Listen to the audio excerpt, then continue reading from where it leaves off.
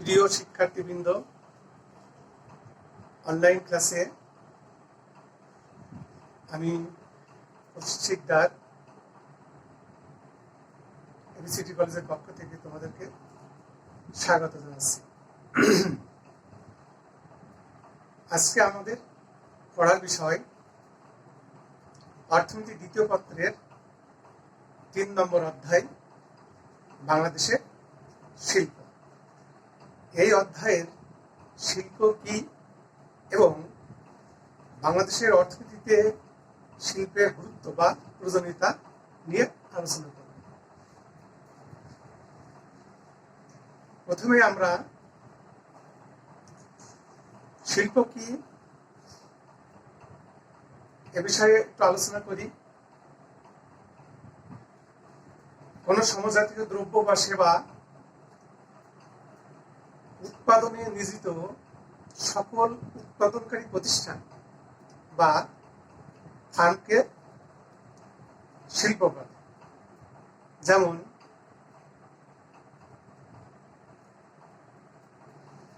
সকল কাগজ কল মিলে কাগজ শিল্প গঠিত, তেমনি ভাবে সকল গার্মেন্টস কারখানাকে একত্রে গার্মেন্টস শিল্প বলা হয়। সকল সাবান উৎপাদনকারী প্রতিষ্ঠানকে সাবান শিল্প বলা হয়। এরপর আমরা শিল্পের বৈশিষ্ট্য নিয়ে আলোচনা করব। কোন নির্দিষ্ট সময়ে শিল্পে সমজাতীয় প্রতিষ্ঠানের সংখ্যা একাধিক। শিল্প ভিন্ন ভিন্ন ব্যবস্থাপনায় পরিচালিত হয়। শিল্পের পরিধি ব্যাপক, তোমরা জানো, এবং পণ্যদ্রব্যের দাম নির্ধারণে শিল্পের ভূমিকা বড় ভূমিকা পালন করে। ফার্মের তুলনায় শিল্পের আয়তন অধিক বা শিল্পের যোগান হচ্ছে এখানে বেশি। পূর্ণ প্রতিযোগিতামূলক বাজারে ফার্ম এবং শিল্পের মধ্যে পার্থক্য বিদ্যমান, কিন্তু একচেটিয়া বাজারে এদের মধ্যে তেমন কোনো পার্থক্য নাই। এছাড়া তোমরা জানো, শিল্পের যোগান রেখা সাধারণত কি হয়, বাম থেকে ডান দিকে নিম্নগামী হয়। এরপর আমরা বাংলাদেশের অর্থনীতিতে শিল্পের গুরুত্ব বা প্রয়োজনীয়তা নিয়ে আলোচনা করব।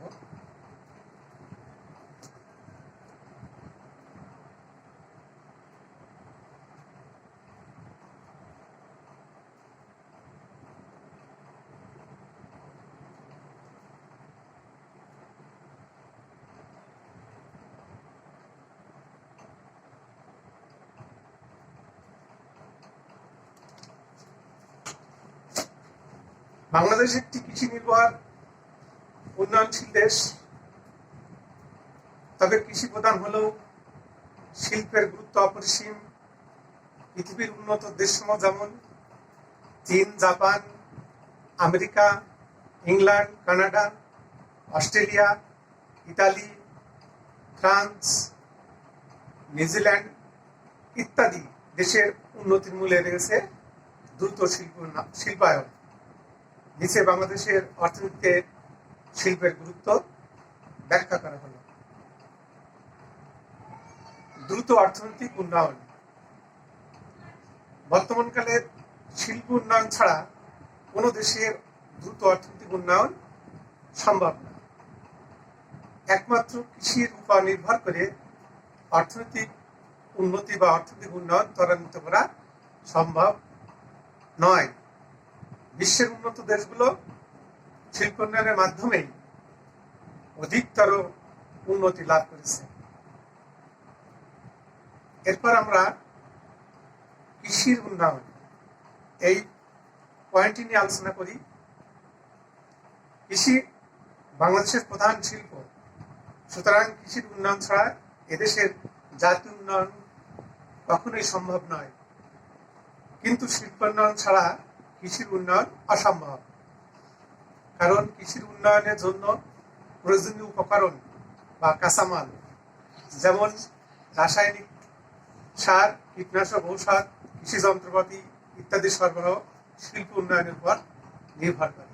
আবার কৃষির উন্নয়ন না হলেও শিল্পের উন্নয়ন সম্ভব নয়।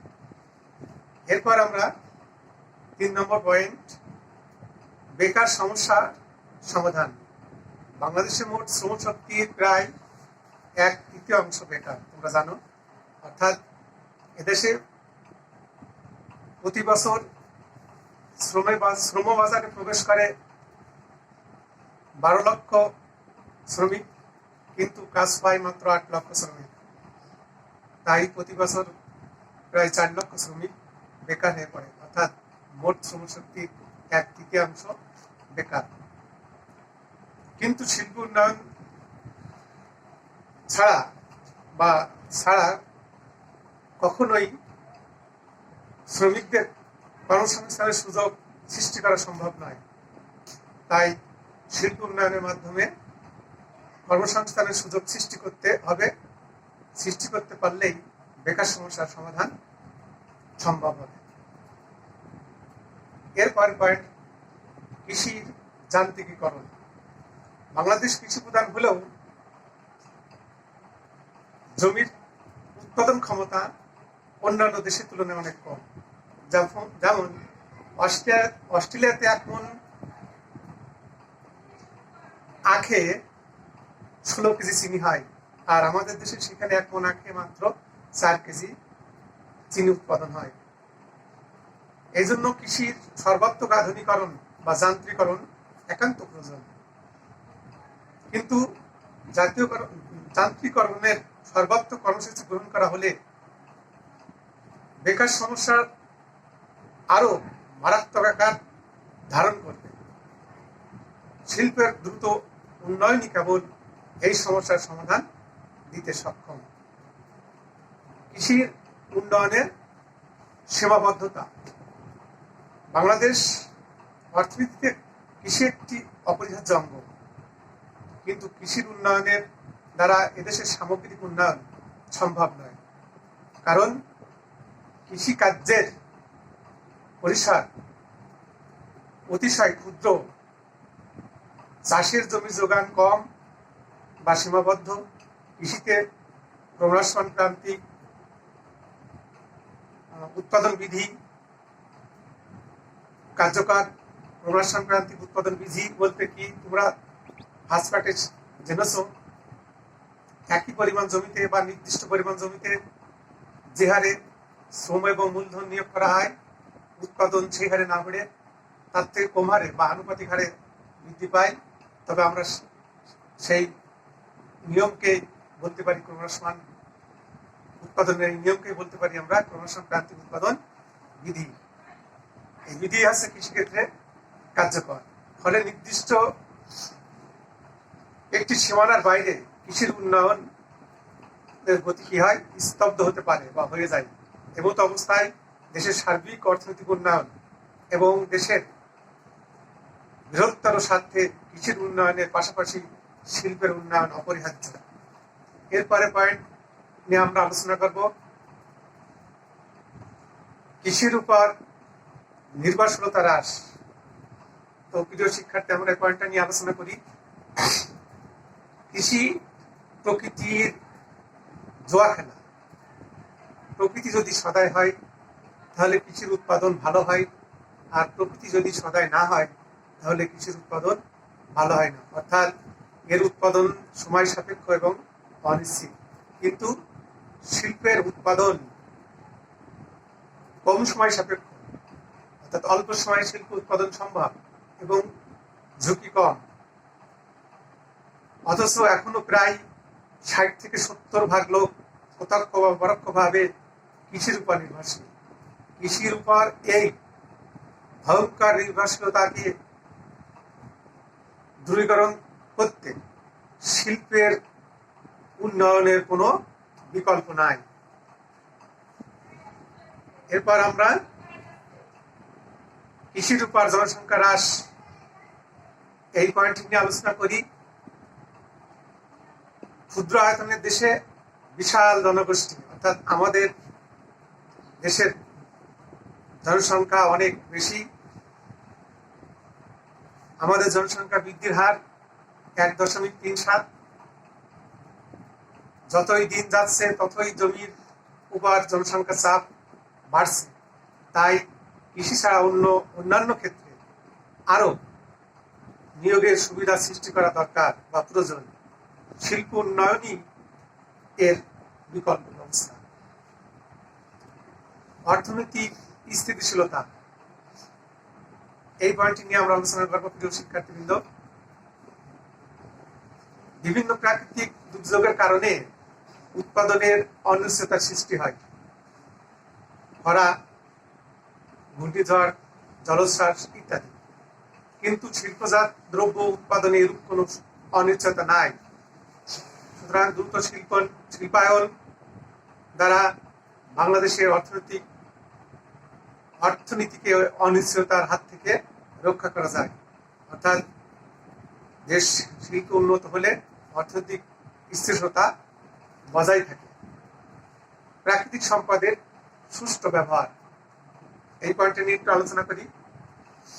বাংলাদেশে নানা রকম প্রাকৃতিক সম্পদ আছে যা এখনো সদ্ব্যবহার করা সম্ভব হয়নি, যেমন প্রাকৃতিক গ্যাস, খনিজ তেল, কয়লা ইত্যাদি। একমাত্র শিল্প উন্নয়নের মাধ্যমে এইসব সম্পদের সুষ্ঠু ব্যবহার সম্ভব। এরপর আমরা বৈদেশিক মুদ্রা অর্জন, এই পয়েন্টটা নিয়ে আলোচনা করি। অধিক বৈদেশিক মুদ্রা অর্জন করতে হলে বাংলাদেশের দ্রুত শিল্পায়ন প্রয়োজন। দেশে দ্রুত শিল্পায়ন ঘটাতে হলে শিল্পজাত দ্রব্যের রপ্তানি বৃদ্ধি করতে হবে, ফলে বৈদেশিক মুদ্রা অর্জনের পরিমাণ বাড়বে। এর পরের পয়েন্ট, বিদেশিদের উপর নির্ভরশীলতা হ্রাস। দেশে অধিক সংখ্যক শিল্প প্রতিষ্ঠান গড়ে উঠলে আমদানির পরিমাণ উল্লেখযোগ্যভাবে হ্রাস পাবে। অর্থাৎ রপ্তানিমুখী শিল্প যদি অধিক মাত্রায় প্রতিষ্ঠিত করা যায়, তাহলে আমদানি নির্ভর শিল্প উৎপাদন হ্রাস পাবে। অর্থাৎ আমাদের যে বৈদেশিক মুদ্রা, এখানে অধিক অর্জন সম্ভব হবে। এতে দেশের পক্ষে শিল্পের স্বয়ংসম্পূর্ণতা অর্জন করা সম্ভব হবে এবং বিদেশিদের উপর অধিক নির্ভরশীলতা হ্রাস পাবে। এরপর আমরা আলোচনা করব পরিবহন ও যোগাযোগ ব্যবস্থা উন্নতি। উন্নত পরিবহন ও যোগাযোগ ব্যবস্থা অর্থনৈতিক উন্নয়নের একটি পূর্ব শর্ত। পরিবহন ব্যবস্থার উন্নতি করতে হলে তার প্রয়োজনীয় উপকরণের জন্য দেশে দ্রুত শিল্পায়নের প্রয়োজন। এছাড়া জাতীয় আয়, মাথাপিছু আয় বৃদ্ধি, দক্ষ শ্রমিক সৃষ্টি, লেনদেনের ভারসাম্যের উন্নতি, শক্তিশালী প্রতিরক্ষা ব্যবস্থা, সর্বোপরি জীবনযাত্রার মান উন্নয়নে শিল্পের গুরুত্ব অপরিসীম। পরিশেষে বলা যায় বা উপরোক্ত আলোচনার প্রেক্ষিতে আমরা বলতে পারি, বাংলাদেশে মৌলিক অর্থনৈতিক সমস্যার বাস্তবসম্মত সমাধান ও দেশের দ্রুত অর্থনৈতিক উন্নয়নের জন্য শিল্পায়ন অপরিহার্য। অবশ্য ইতিমধ্যে বাংলাদেশ শিল্পায়নের প্রক্রিয়া শুরু করেছে। বর্তমানে জাতীয় আয়ে শিল্প খাতের অবদান 29% থেকে বৃদ্ধি পেয়ে 35% হয়েছে। তো বন্ধুরা, আজকে আমরা ক্লাস এখানেই শেষ করছি। তোমরা সবাই ভালো থাকো, সবাইকে ধন্যবাদ।